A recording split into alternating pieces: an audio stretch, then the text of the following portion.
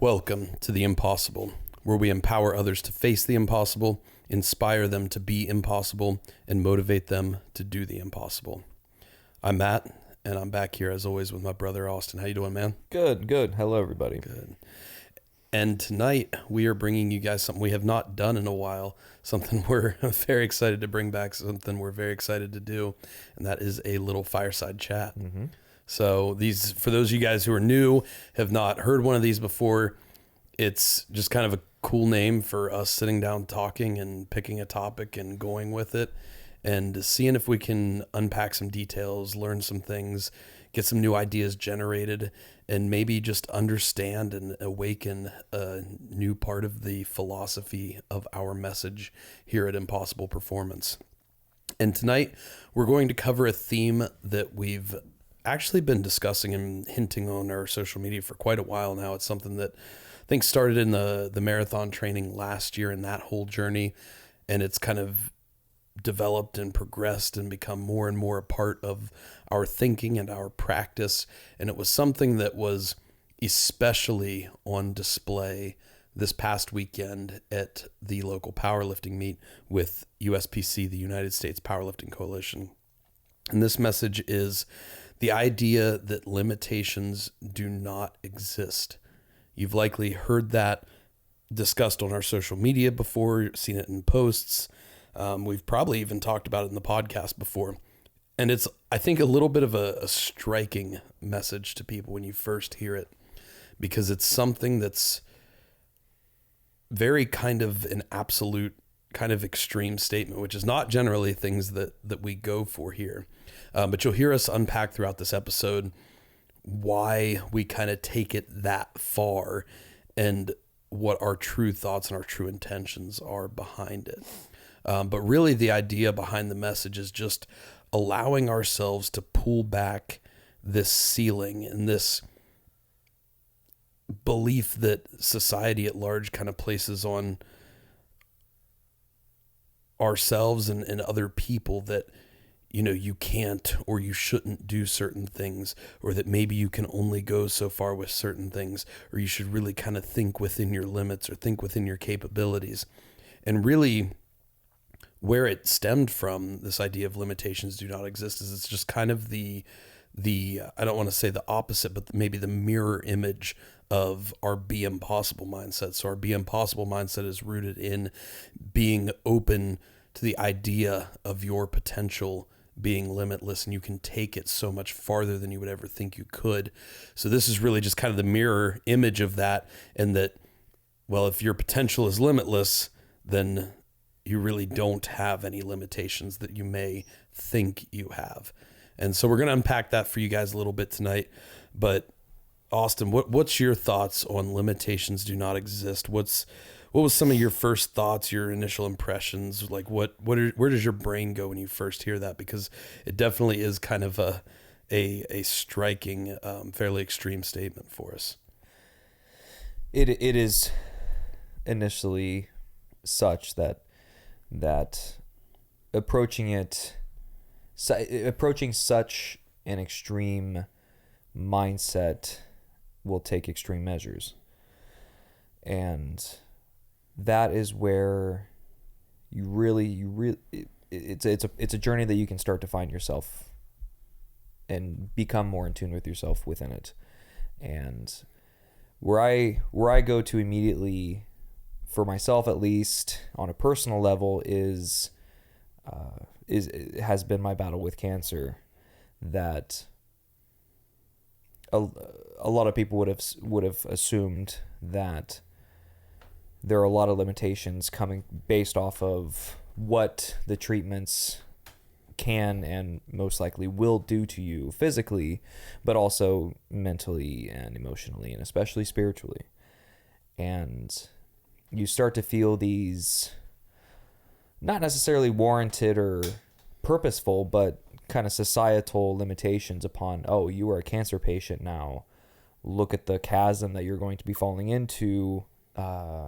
Look at this totality of despair that you're going to become snared upon and snared in. And I I'd always found myself looking at those limitations, and because of especially in the help and the support and the assistance that I had garnered from you, in that obtaining as much knowledge as I possibly could within the field of cancer, especially in this case where cancer is very much not known to the common individual, which is, not to fault.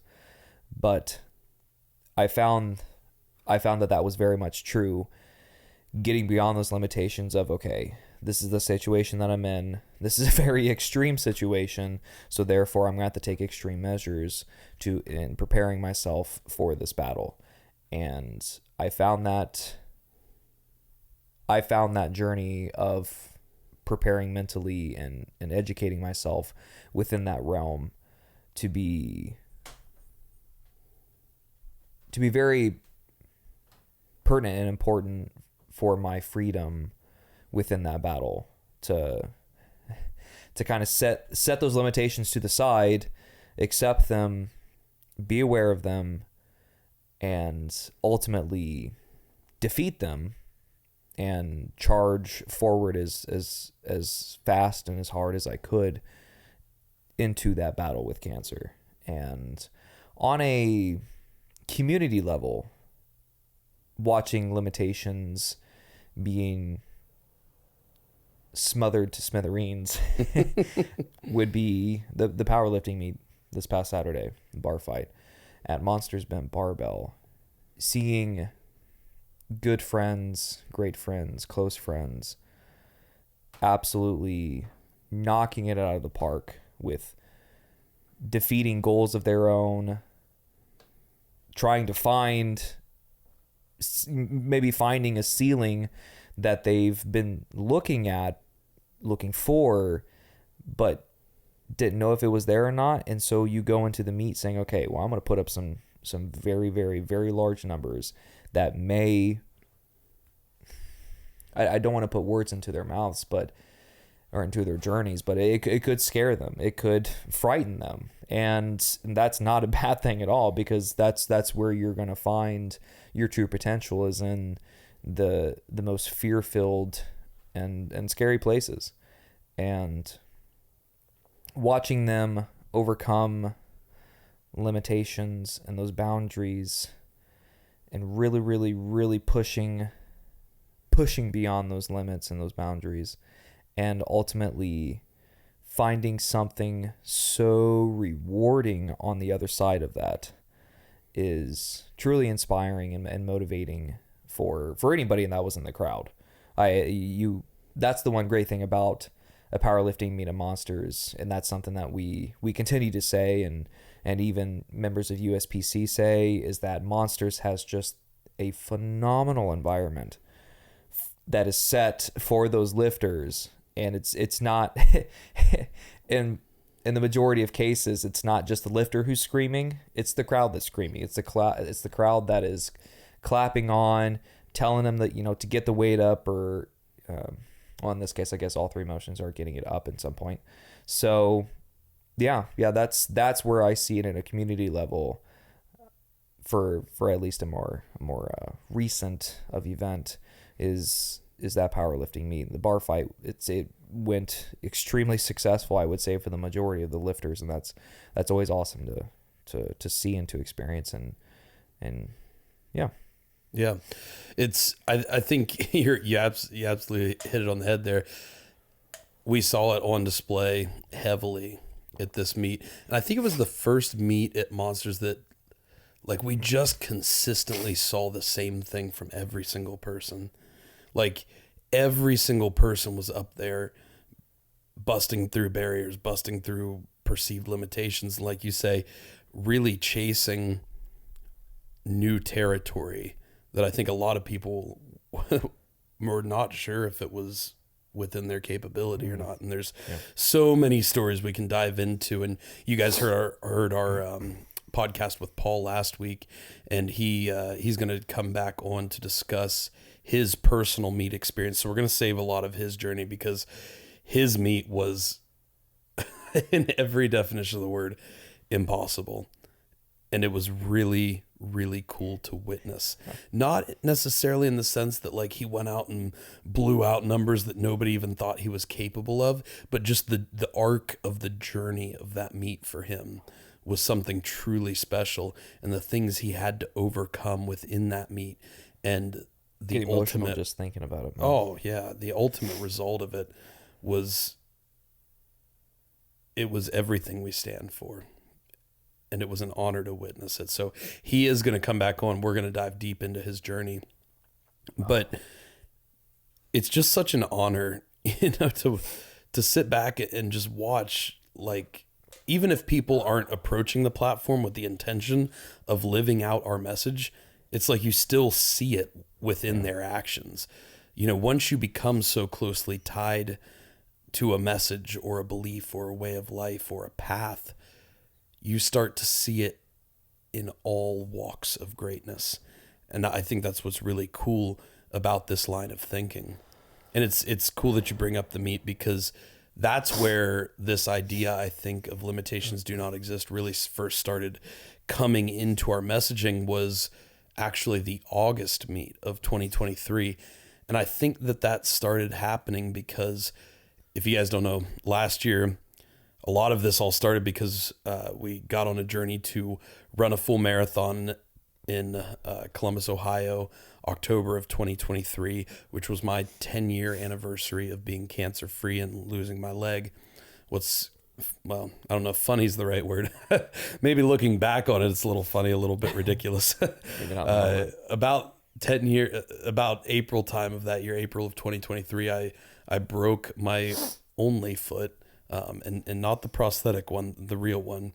So I'm left functioning for 3 months exclusively on a prosthetic leg, which is just ridiculous. Like, it's just so sad. It's so pathetic.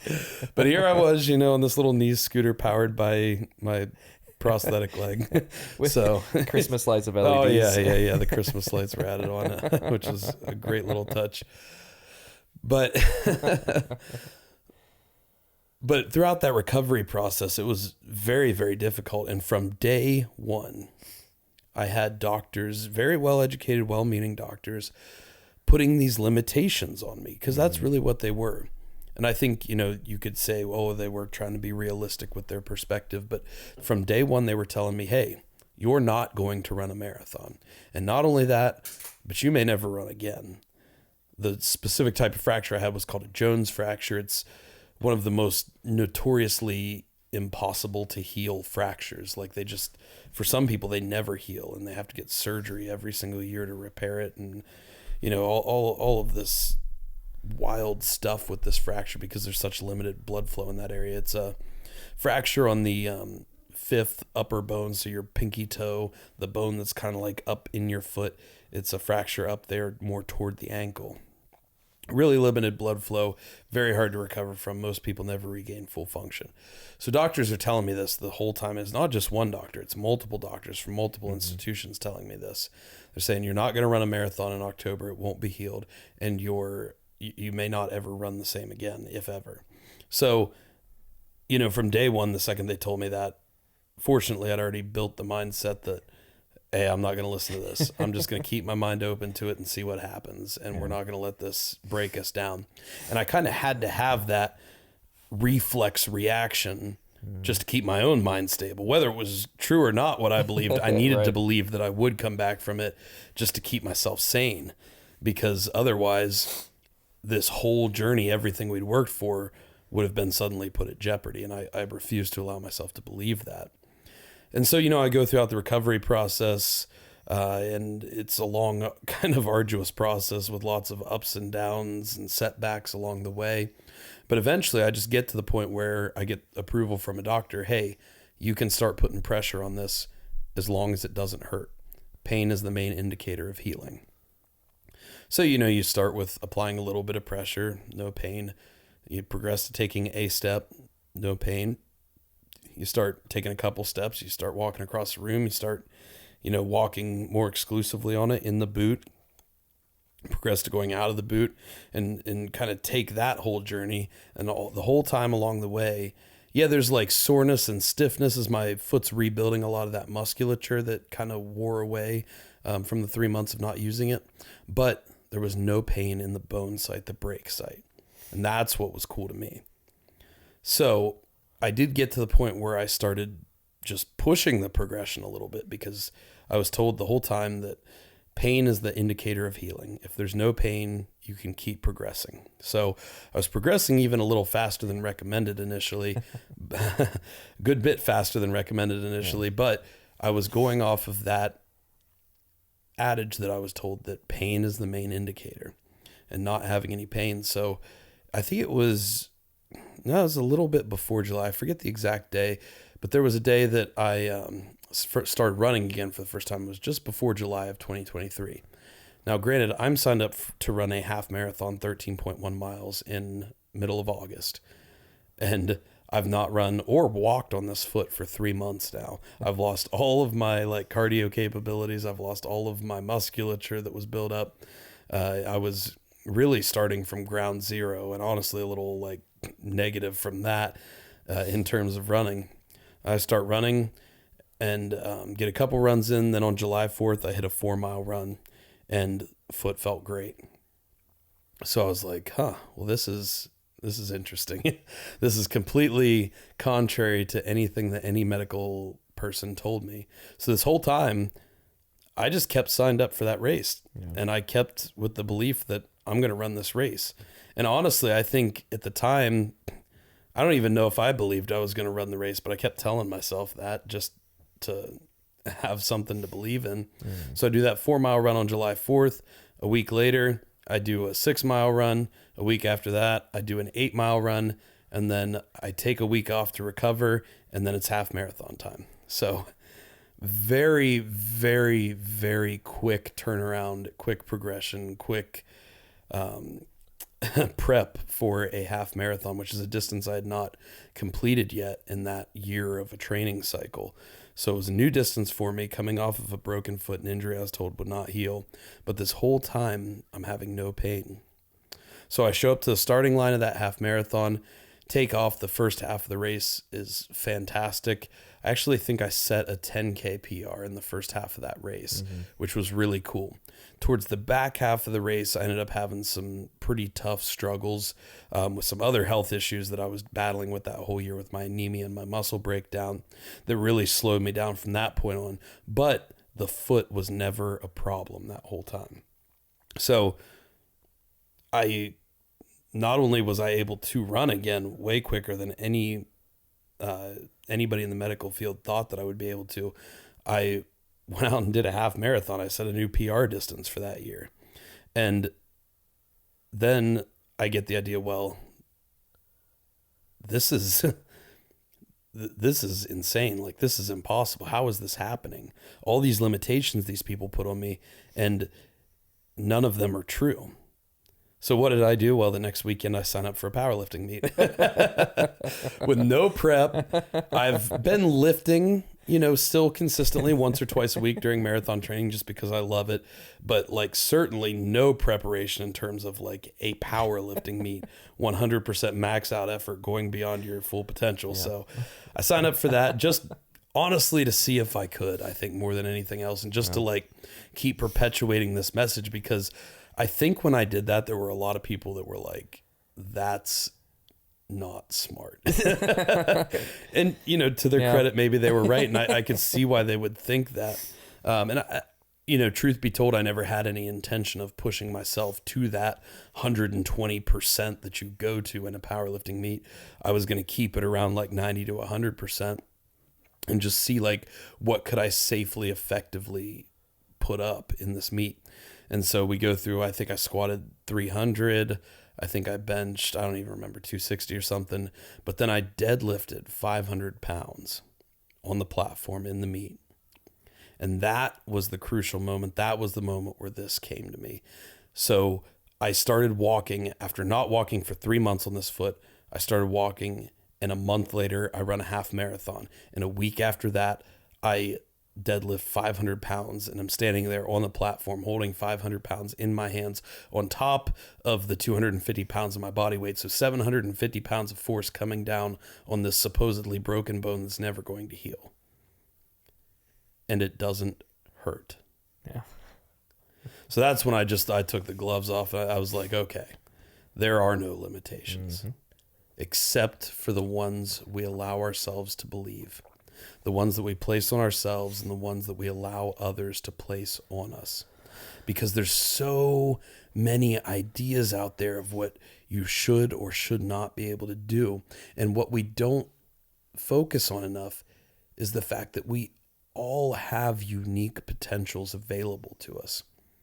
So these healthcare professionals, and credit to them for helping me through heal and recovery of that broken bone, but they're used to seeing people who don't recover from it.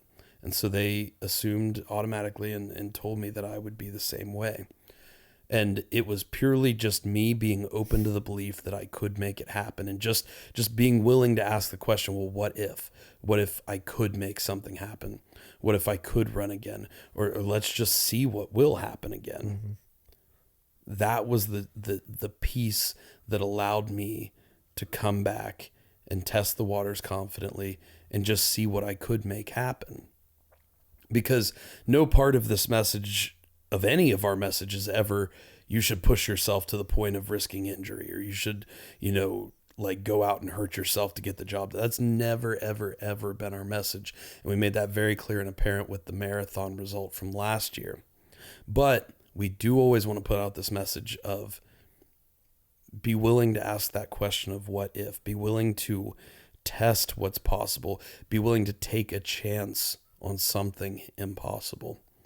And that's really where the limitations don't exist idea comes from, because really it's just almost a little bit of an overcorrection so that you set up a good default mode for yourself. That's how I view it.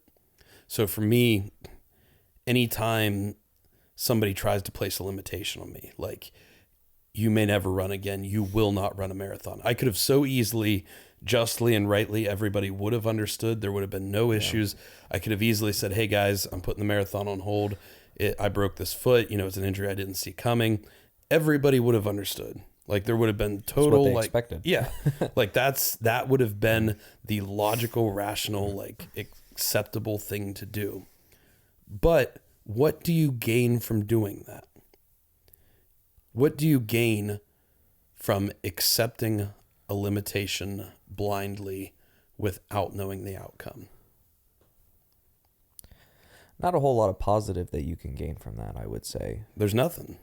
Not a whole lot. But there's nothing to be gained. But I think the point of that is to say, what is there to gain from pushing yourself? Yeah. Well, it's just monumental. Yeah. Yeah. And I think it's, you don't even necessarily have to take it to the point of pushing yourself on the other side. Literally, the whole idea behind this concept is just not accepting the limitation and keeping your mind open to the potential of what could happen. You don't even have to go out and test it necessarily, but by sitting there and saying, okay, I'm not going to just blindly accept that I can't run a marathon this year. I'm just going to see what happens. You almost don't even have to take any positive forward action. Now, it's great if you do take that positive forward action. That's where we all want to get eventually. But if you're not there yet, I think that's what's great about this message is if you're not to the point of you're ready to be impossible and you're ready to, find that place where you go beyond your own potential and achieve things that have no reason to even happen or exist. If you're not to that point yet, that's okay. This is a very entry-level way for you to start living this message. And it just starts with not blindly accepting limitations that other people are trying to place on you. Yeah. And that's all you have to do is just not believe the limitation. And that's already kind of pushing you in the direction of doing something impossible. Finding that step one. Yeah. Because I could have put that limitation on myself. I could have stopped the mission there. but I would have gained nothing from it. Now, I think what people would say as a corollary to that is they're like, well, if you do go out and push it, you could risk injuring yourself. And that's not the message we want to push. First of all, there's risk to injury in anything you do, whether it's physical, mental, emotional, spiritual. Any action you take in life, there is a risk of a negative consequence. So that's just something we have to accept and move past. Now, we do want to be calculated in the risk we take. We don't want to permanently injure ourselves. We're not the type of people that are going to come out here and say, hey, you need to go out and push yourself until you're broken and you can't ever quit and you need to injure yourself. Like that's just not our message. But you can keep yourself open to any impossible outcome. And you can just keep moving forward 1 inch at a time, 1 step at a time. And maybe it won't hurt. Maybe you can keep going forward. Maybe you can find something in that journey that so many would have told you you can't do. Maybe you even would have believed that you couldn't do it yourself. And that's really where we're coming at with this. And by having that limitations don't exist kind of mindset, you can program yourself into a default mode. And this is where I've kind of really tried to get myself to, and where I think I'm getting to at this point, is that anytime somebody tries to put a limitation on me, which happens all the time, it just happens. Just watch your day, pick any day and watch actively how many times somebody tells you you can't or shouldn't do something, or even just little things where people will say like, oh, I'm 30 years old now. I'm getting pretty old. I probably need to take it easy and shouldn't be, lifting things. I probably shouldn't be straining myself. It's like little things like that. People just accept because you're aging that you're going to get weak and broken. And it's just not true. You take 1 step into monsters and you'll see people who are not old. They are well refined 40 and 50 years old Gentlemen that are, and ladies that are killing it. They are crushing massive weights. Clayton squatted what? 680 pounds this weekend. I don't know if that's 100% accurate. I'm somewhere in that range, 680 pounds on his back. He squatted it to depth, came up with it and racked it. And he's 47, maybe 48 years old now. Like that's how many people in society would believe that that was possible for somebody at that age. And it's purely because we have the societal limitation that, when you get, as you age, your body breaks down, you become weak and you can't do what you used to do. It eradicates that back in my day statement. Yeah. So it's just purely being willing to keep your mind open to your own potential and the potential of others. That's really what it comes down to. And yeah, it's kind of a harsh statement like we talked about. It's a pretty extreme statement because obviously we're not going to get here and say like, oh, limitations don't exist. I can go out and deadlift 1,200 pounds tomorrow. Watch me. Yeah. Like that's not where we're coming at with it either. But if you can take the kind of mindset of limitations don't exist, take that slight overcorrection so that you land somewhere on that side of the middle, then you're going to be in a pretty good spot by default. So that whenever somebody tries to put a limitation on you, like saying, oh, you can't do that, you're getting too old, you're going to say, no, I don't believe that. You don't even necessarily have to believe that you can do it. Yeah. Just as long as you don't believe that you can't do it, if that makes sense. And you just might surprise yourself. Exactly. Because even if you don't make it to that crazy impossible goal you've set for yourself, you're going to go infinitely farther than you ever would have if you listened to the limitation. The example there is that even though I did not finish the marathon this year, and it had nothing to do with my foot, absolutely nothing to do with that, and it was totally other health issues that I had going on, but even though I did not finish the marathon, I made it 18 miles farther than I would have if I had given up in April when I broke my foot and said, hey, I can't do this year. Mm-hmm. And we raised tens of thousands of dollars more than I would have if I had said, hey, I can't do it this year. I broke my foot. And both of those are infinitely better outcomes than accepting the limitation at face value. Mm-hmm. So that's kind of where all this came from. Those are some examples of like how we see and how we live out this message. What is something you saw at the meet this weekend that really like stuck out to you in regards to this message outside of Paul's story? Because we'll that's going to take a whole episode of its own to unpack. It was the younger women of Monsters. Yeah. And then of not of Monsters, I forget the lifter's name, just breaking national records. Lydia, I believe. Yes. I think it was yes, Lydia. Lydia.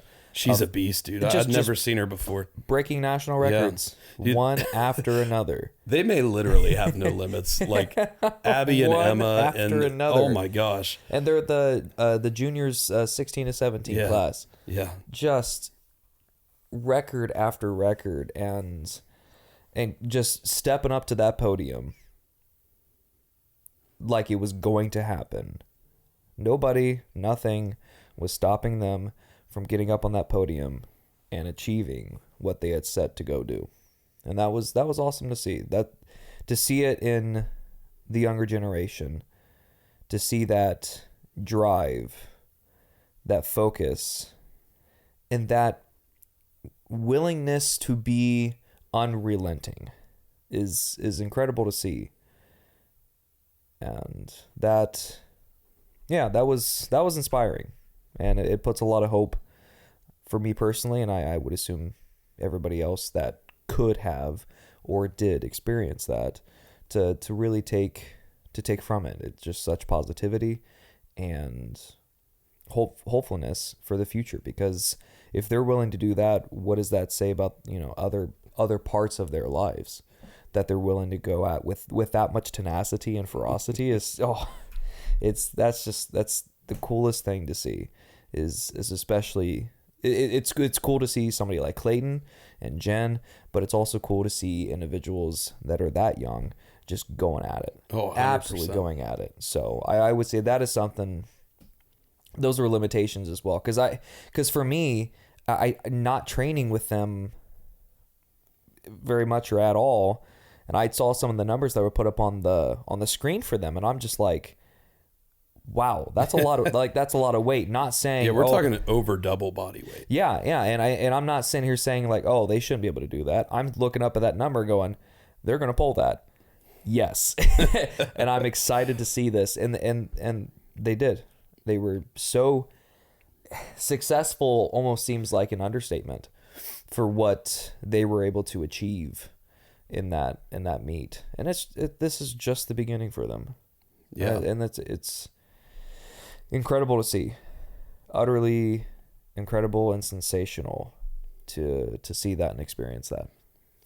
Yeah, I'm glad you brought that up, because that's honestly one of the things I was thinking about. There was a kid, his name's Jameson Carroll. I shouldn't say kid. He's a good guy. His name's Jameson Carroll, and he's we met him maybe a few months ago or so at Monsters, and I think he's been training there for a while, but we just recently met him. I don't remember his age either. I want to say like in the 16, 17, 18 area, but I apologize if I'm getting that wrong. Definitely a younger guy for sure, in that kind of age range. And I think this was his first powerlifting meet. If not his first, like one of his first few. Mm-hmm. And he was set to put up some big numbers, and he did put up some big numbers. He did. And what I love about his story is, again, it's not the fact that he came out and blew everything out of the water and did insane, impossible things that nobody ever dreamed of. But it's the arc of his journey and the arc of his story. And I hope he doesn't mind me telling this on the podcast, but it's too good. I've got to tell it. So he comes out, smashes his squats, like absolutely destroys them. I don't know his exact numbers. I'm pretty sure it's safe to say he was in the 500s on squats. Yeah, upper 4 is easy. Okay. So huge numbers for one of your first, if not your first meet. Crushes it. And then he comes out on bench and he's going to open at 308, which by the way is more than I've ever benched in competition. Yeah. And he's opening there.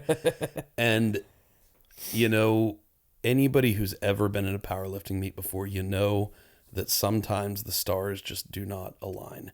And you can go out to open at a weight that you've smashed 100 times in training, and for whatever reason, it's just not there on the platform day of competition.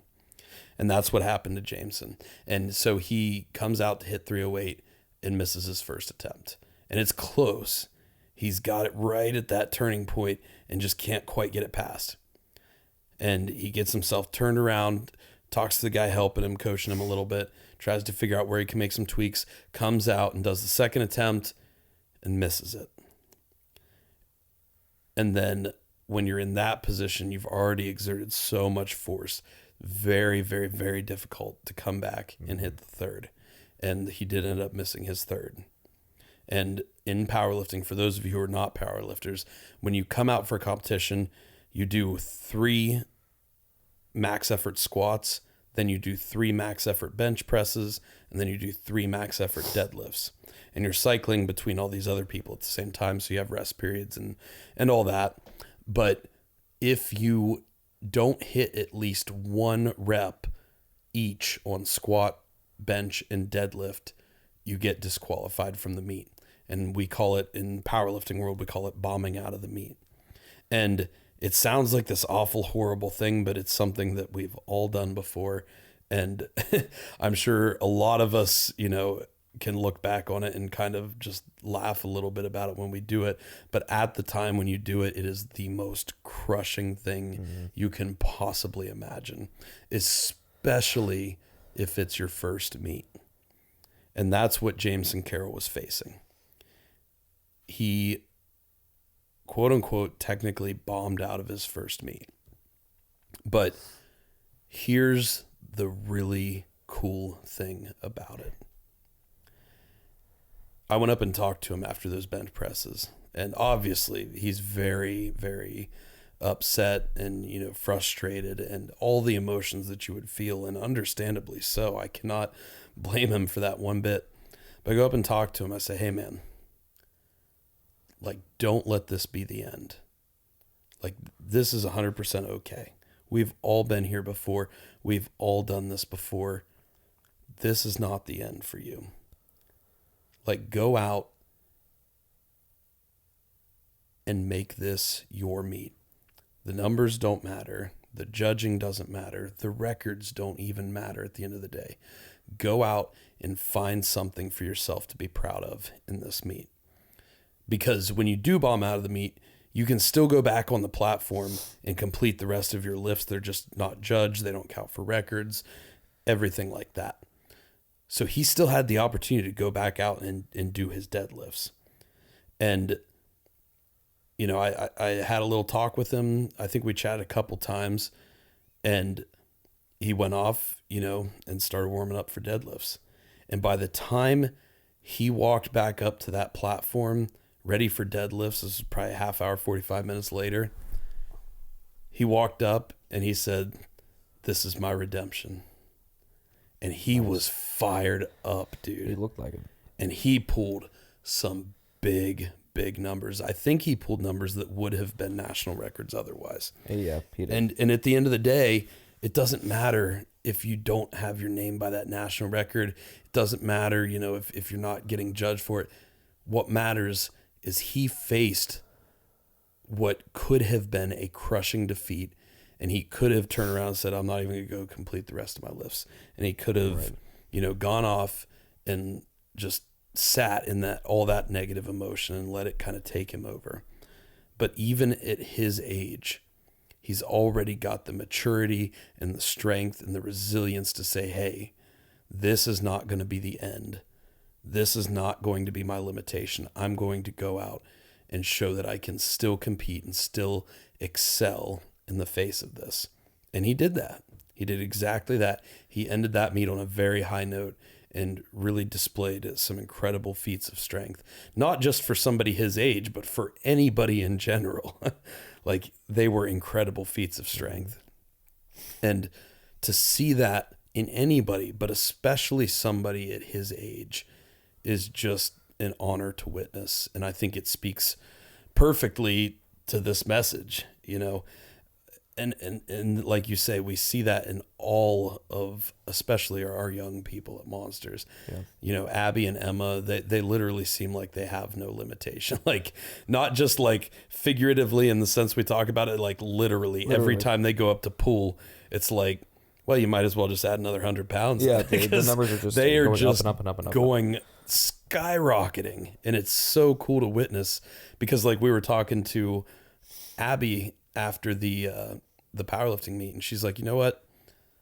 I think it'd be cool to be the first woman in 15 years later in her career. She's like, I think it'd be cool to be the first woman to deadlift 700 pounds in competition. It's like, how cool is that? Yeah. That she's like opening her, something that no woman has ever done before in powerlifting. I think a woman has done it in strongman now. Yeah. Nobody in powerlifting has ever stepped on a platform and pulled 700 pounds. And she's just like, I'd like to do that. Like, talk about living with no limitations. Yeah. And even beyond that, she's embracing the impossible there, like setting potentials for herself and allowing herself to believe that she has the capacity to achieve that. It's amazing. And you know what we were both very careful to do when she said that is we weren't like, oh, now you better take it slow, or nobody's ever done that. You know, why would you think you could? No. We said, that's awesome. Chase that. And then I asked the question, wait, how old will you be in 15 years? And she says 31, which is how old we are now. So that made us feel great about ourselves. Fantastic. But no, it's awesome. It's so cool to see. And that's honestly an incredible thing in and of itself, to think that she's already got a 15-year plan for her career. Yeah. And in 15 years, she's going to be 31, not even probably at the height of her career yet. That's what's cool to see, because when I was 15 years old or 16 years old, I had never touched a weight in my life. I had not really any plan, any direction, any passion, any ambition for my life whatsoever.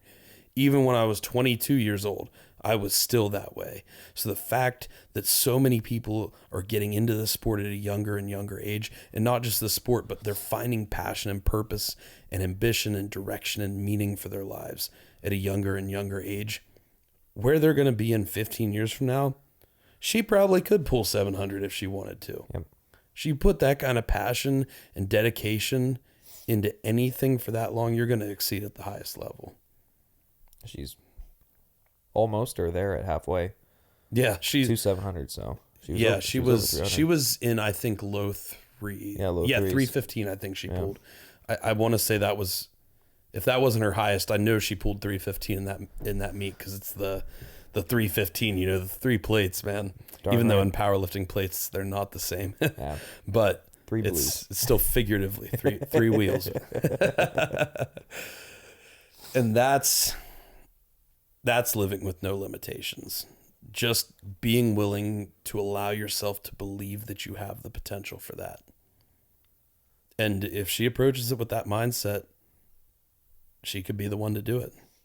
But even if she doesn't end up pulling 700 pounds, if she chases that and keeps herself open to that potential, she's going to pull more consistently throughout her entire career than if she had the mindset of, oh, I could never pull 700 pounds. Maybe I could pull this, but I don't want to reach too far. You know, she's, by having that default mindset of not having any limitations, or limitations don't exist, you will always go farther than you would by listening to those limitations. Reach far and just enjoy the journey. Yeah. Enjoy the ride towards it. Yeah. Allow yourself to believe in your own potential. And especially allow yourself to take a chance on the impossible. So that kind of wraps up our fireside chat portion of the evening. If you guys have additional thoughts or questions or comments about anything we talked about tonight, definitely feel free to comment on whichever platform you're listening on. We are live full video on YouTube now, and we've got all the major podcast platforms. Leave us a comment. We read all of them. We love to hear from you guys and get your input, because a lot of times it opens us up to things and pieces of our message that we didn't even know about ourselves. So that's really cool. You can also see us on all of the social media platforms. Austin's at Austin_strength, and I'm at impossible.performance. But we also have an additional pretty exciting surprise for you guys tonight. And this is something we've done basically no build up for. And as you're listening to this, it is live now online on our storefront. What do we have for them, Austin? We have new merch. You people who can sing. Got new merch. Yeah. So those of you who are watching, we can show them now. Yeah, on video. watching, listening. What's up, everybody? Apologies, but here I have on the new tactical hoodie, is what we're going to call it.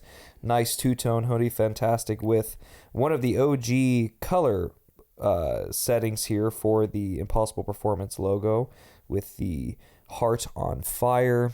And then Matt has on a new color t-shirt, so it is the same material as our Team Impossible shirts, for those of who it got to experience those comfortable creatures. And this one here comes in a new color called Cardinal Black, and it is a game changer. And you see there, it's the black and white emblem on it, and it is phenomenal. From the second we saw this, we're like, we have to put a shirt out. It's this really dark, deep maroon, almost purplish kind of color, and then it's got like a black heather in it. Yep. And it's just really, really cool. It's like a black base with just these light flecks of red, and it almost has like a metallic kind of look to it when you see it in person. But yeah, like Austin said, it's the same base shirt as the green Team Impossible shirts that you all know and love, so we know it's a tried and true awesome shirt that will not shrink. But it's just a really cool colorway that's come out. And the tactical hoodie that Austin's got on, very, very thin, very lightweight. Very thin. Yeah, high polyester, great training hoodie or pump cover. And we've got the two-tone black and green. We're also releasing is it a gray and black that we have in the two-tone? Yeah, another color that is coming up it is charcoal heathering, and then black sleeves that this one has. So we're looking at getting our hands on those as well, getting some samples. If you see us anywhere oot and boot, stop us, ask about it, and we might be wearing them here soon. We're trying to get our hands on them, like I said. And then we also have some thinner hoodies. So what we're looking at here, yes, we are offering some hoodies, and we're selling them in April. We understand that warmer weather is arriving at some point. It's been teasing us here.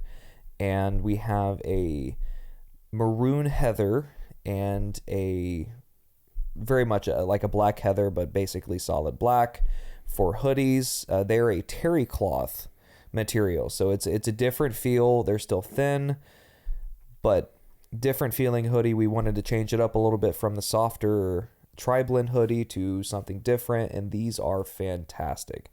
Absolutely feel fantastic. So, and then lastly, we have the forest green cotton ring spun tank top.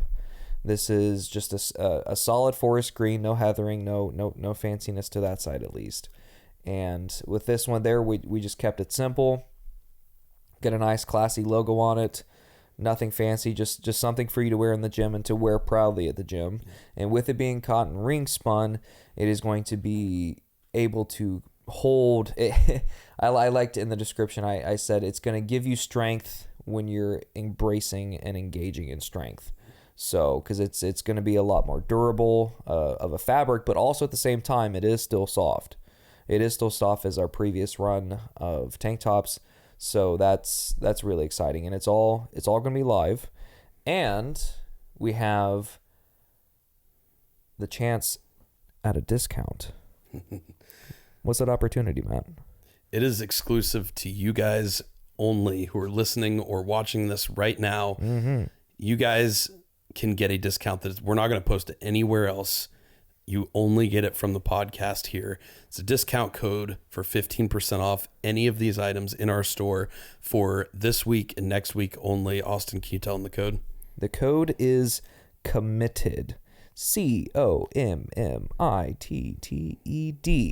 Because if you are listening or watching or doing both, we know that you are committed to the impossible, to not only sharing these moments with us on the podcast and in general, but also realizing what potential there is with this movement and how it's not only affected our lives and your life, but others' lives. So it's our commitment to you to know that you are committed to this and to us. Absolutely. And we're very excited about this spring launch because it's new apparel, new items. And if you guys are living in the wonderful, wild, beautiful, slightly confusing weather of the Midwest, then you know, like right now, it is freezing, sometimes sub-freezing temperatures in the mornings and the evenings and at night. Yep. And then it's really blistering hot during the day, and it's going to be that way for a while. Mm-hmm. So we wanted to bring out some, our founders hoodies were great items, a lot thicker, a lot heavier duty, pretty warm. We wanted to bring some things to you guys that are some great things you can wear in the gym and at all temperatures as we navigate this kind of weird weather time that can be Ohio and West Virginia and all parts of this wonderful part of the country. So the terry cloth guys, these hoodies, nice, lightweight, a little bit warmer than the tactical hoodie, but it feels so soft, so amazing, so incredible on your skin. I honestly have a hard time wearing these ones to the gym because they're so nice. I don't want to sweat profusely in them. But, I mean, you can. They wash up great. As you guys know with our stuff, the lettering, the words will never crack or fade or anything like that. They hold up very, very well. Tactical hoodie is incredible. If you got a nice set of shoulders and biceps that you're pretty proud of, like I know Austin is. Oh, my. You're going to want this tactical hoodie because it's very tight around the shoulders, very loose around the gut if you got one of those power bellies that helps you squat a lot of weight. Amen. And it kind of fits nice and snug, not too tight, not too loose around the chest. So great fit for lifters. It's a awesome piece. It's one that I do wear to the gym, and you can work out in it. You can take it off. You got your Impossible Performance tank top underneath. Like Austin said, ring spun cotton is really an awesome blend we've been going with here recently, and we love it because it is more durable. It's more heavy duty. At the same time, it feels great. It looks great, and it's not going to absorb a bunch of sweat and start hanging and sticking everywhere like some tanks can do. It's really a pretty quality piece. So guys, we're excited to bring this stuff to you. Now, one thing we do want to let you know about all of this is in an effort to keep our supply and demand more in line, more evened out, and make sure we're getting you your items in a timely, effective, efficient manner, we are going to be doing pre-orders only for this right now. So as you guys place your orders, we're going to collect a bunch of orders all at once, send them to print, and then ship them directly to you guys. So there may be just a little bit of a wait factor of, we're hoping no more than like a week or two to get them to you guys, but we just want to make sure that we're keeping up with our supply and our demand as much as possible and making sure we have enough product available so that anybody who wants any item in this collection can absolutely get one. We have sizing all the way up to 3X, is that correct? Yes. Extra small to 3X. Extra small to 3X. So no matter how you like your clothes to fit, no matter what size you're chasing right now in the gym, whether you're trying to bulk or cut, we have a size for you guys. Go out and check it out. We've got the link to the store in the show notes here. It's also going to be by this time posted on all of our social medias. You guys can go grab that stuff today And you guys have the exclusive access to a 15% discount on all of these items for the next couple weeks that nobody else has access to. The code is committed. And I love that, dude. I'll give you guys a little insider hint here. I didn't even know what the discount code was coming into this episode because Austin's incredible with the production, the technology, and building the storefront and all of the codes and everything. So I hadn't even heard it yet. So I'm hearing it live in real time with you guys. I love the meaning behind it. I love the message. And I think it's fitting for everything we're doing here and everything we're honored to have you guys be a part of. So because we love all of you. We do. Awesome, man. So anything else you have for us tonight? Oh, the hats. The hats that we happen to be wearing. King and Fifth, the great. So, okay. We started working with King and Fifth. I honestly want to say it was maybe about this time last year. Yeah. They reached out to me on Instagram and said, hey, can we send you a hat and you do a review? And I was like, sure. They sent the hat. I pulled it out of the box. And immediately it was like one of the best things I'd ever held. I was in love with it. It was the Rise and Grind, their training performance hat. And so took it to the gym, put it through a lot of awful things, chalk, sweat, grime, dirt, all the things you do in a powerlifting training session. And it held up great. Not only that, took it home, threw it in the washer and pulled it out and it looked brand new again. So since then, I literally have not worn a single hat that was not King and Fifth. Like that's all that is on my head. And I'm very particular about my products.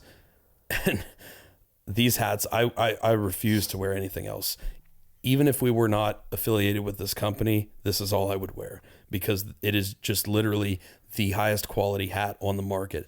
They have stuff for big heads. They have stuff for small heads. Yeah. So I've heard people, actually Terry this past weekend at the meet, he was talking about how he's got a pretty small head and a lot of hats sit really high up on his head and he can just press them down onto his head. You get the small, medium size of King and Fifth. That will not happen.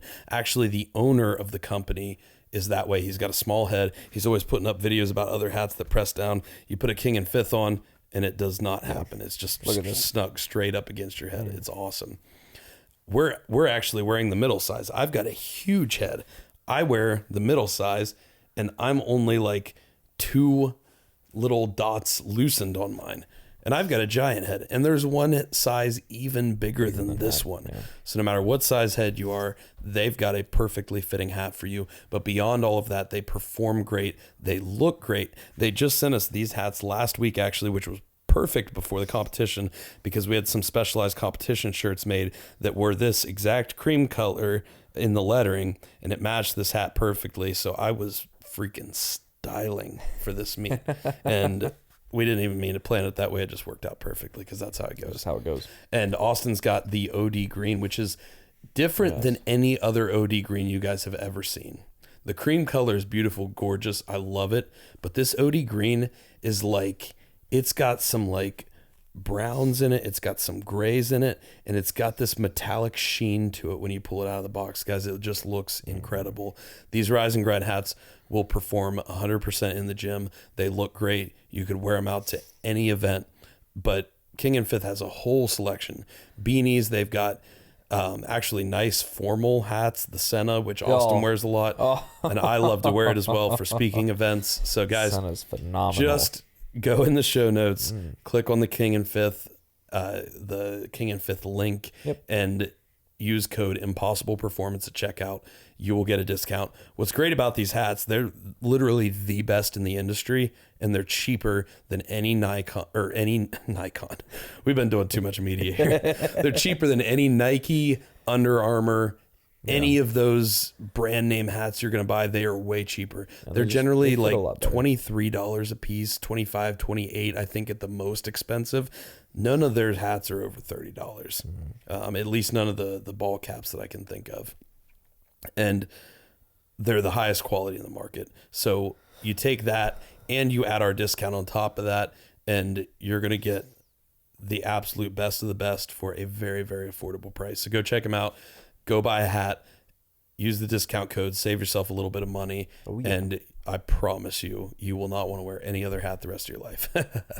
So that's what we got for you guys tonight.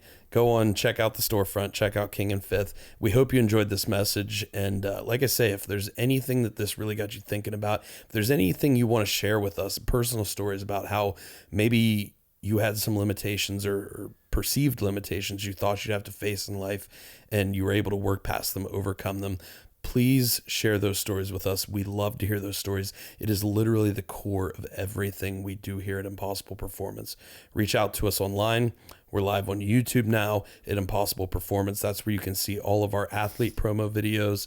If you would like to get an athlete promo video made of yourself, that is something we are offering now. We have several different packages you can choose from, all the way from a short 45 to 90 second reel or clip, quick promo made of you of awesome action scenes, training in the gym or competing, all the way up to the full feature of being on our show here, getting a full big promo video made, as well as several smaller shorts and clips that will be featured on our social media channels. We have any package that you could ever want, and we can build it for you. So thank you guys, as always, for being a part of what we do. Thank you for listening to this show. And if this helped you out, please feel free to share it with someone else on any platform that you listen on. Because here at Impossible Performance, we are striving to build a global culture of strength, fostering a spirit of growth in constant pursuit of the impossible. Take care, guys. Thank you for listening. And as always, be impossible.